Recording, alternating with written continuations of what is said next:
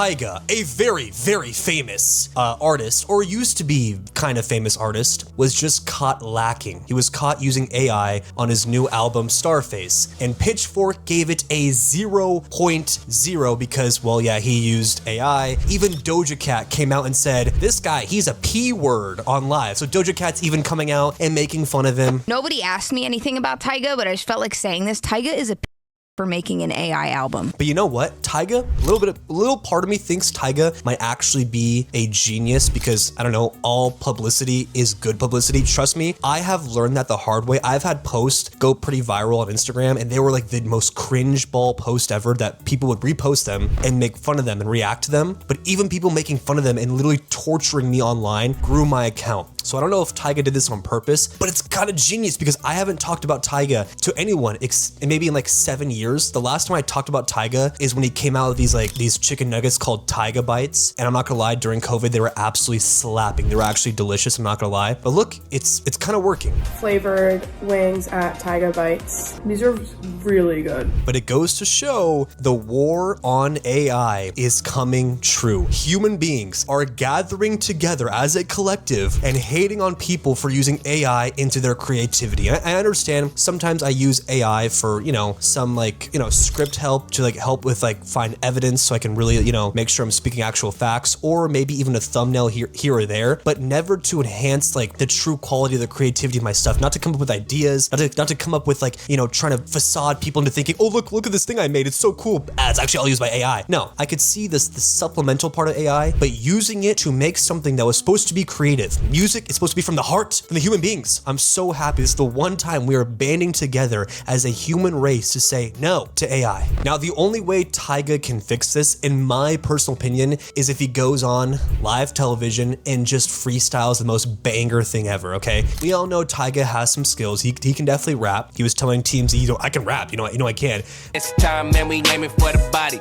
I'm putting X's on the wall. If you resurrect, you But he did make a fairly decent point saying it's kind of like people using auto-tune for their voices. It's like the same thing, which is, listen, English class taught me one thing. When you write an essay, an argumentative essay in class, you always have to write a counterpoint. An essay is about a presentation of not only your ideas, like something that actually defends the person you're arguing against. So I do see where he is coming from, saying, yeah, well, auto-tune is the same thing. Auto-tune is the same thing. It's really something that you could really connect to your fans and really have fun. I have heard musicians use auto-tune and they sound absolutely amazeballs, and then without it, they sound like a hot piece of donkey ass from Shrek. She slapped.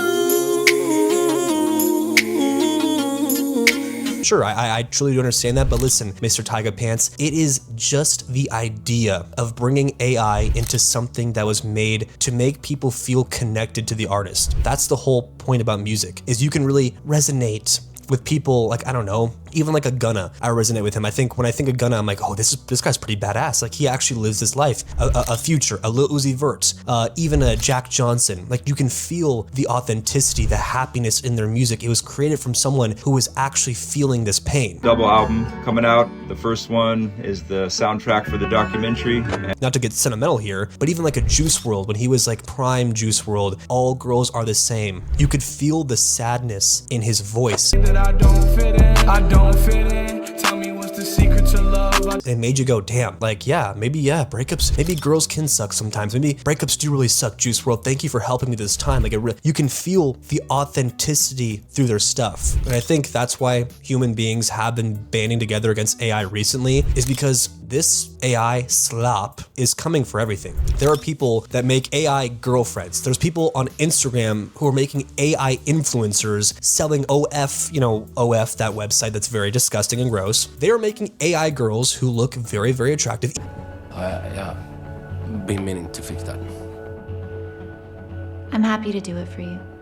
even AI guys that I guess look attractive to the male gaze, to the female gaze, not me, but I digress. They're making these AI bots to look hot, and grown men and grown women are commenting, be like, oh my God, you're so sexy. Oh my God, oh my God, oh my God. And I'm like, this isn't real. If AI is even coming for influencers, they're coming for my law clerk job. They're coming for every single job possible. And I always think how lucky I am to be born in this generation where you can make a website with AI. You can make some cool things that do help people or do help your business with AI. But the fact that it really is coming for most regular jobs is the scariest thing about it. And these companies and Mr. Sam Altman himself, who scares the living soul out of me, he is continuing to push out and upgrade these AI chatbots and these AI functions, and it's gonna take everything. So I do think as a human collective, the one good thing we bond over, except the World Cup, which is honestly the one thing I've ever seen the entire human race bond and just enjoy, just like go out there and celebrate the streets. So other than the World Cup, it is the fight against AI. Even if it does help people, I don't think people want their kids'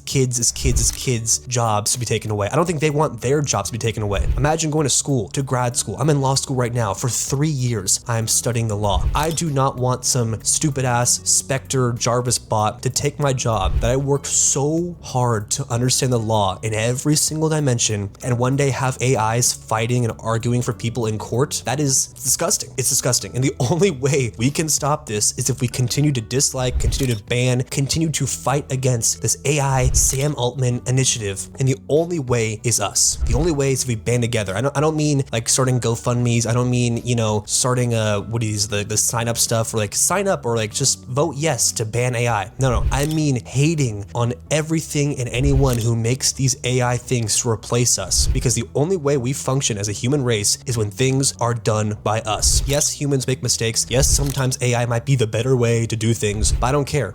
I've seen enough Terminator clips. Tony, what the hell is going on? I've seen enough AI theories of them taking over the world and stealing people's real life jobs and income for their families to know that AI might actually be the worst thing ever. And Tyga is just one of the examples. Maybe there's people that are scared that it's gonna, take their position and replace them, and, of taking away something that gives purpose to our world, which is music. Now, bullying sometimes does work. When you bully people, okay, not like bad bullying, but bullying people into being better sometimes might be the best thing for the human race. Think of like Sonic the Hedgehog. They used to make these worst, terrible designs for all this stuff. They bullied the creators into making something beautiful. Think of Xbox. Xbox used to make these AI garbage games, and they would put them on the Xbox Game Pass so people can be like, oh, this is a cool game. It looks pretty fun. And it would be the most garbage, soulless stuff ever. Think of like even cities right now that are built to look like modern, just sad things. Or like, how McDonald's looks right now? Like the McDonald's used to be all happy. Ronald McDonald used to be out there. They used to have playpins. It used to be the bright colors of yellow, red, all this stuff. And now all McDonald's are just gray and sad and gross. But people have been bullying even these big corporations into bringing life back into everything. There'll be a time where you realize that the thing that people target you for is actually your greatest asset. We don't want that modern, gross, sleek, gray look. We want life. Life is already depressing enough. We do not want these AI slop, these AI games, AI music to take over and be the new norm. Because if that stuff passes, if trash video games made by AI in a couple days,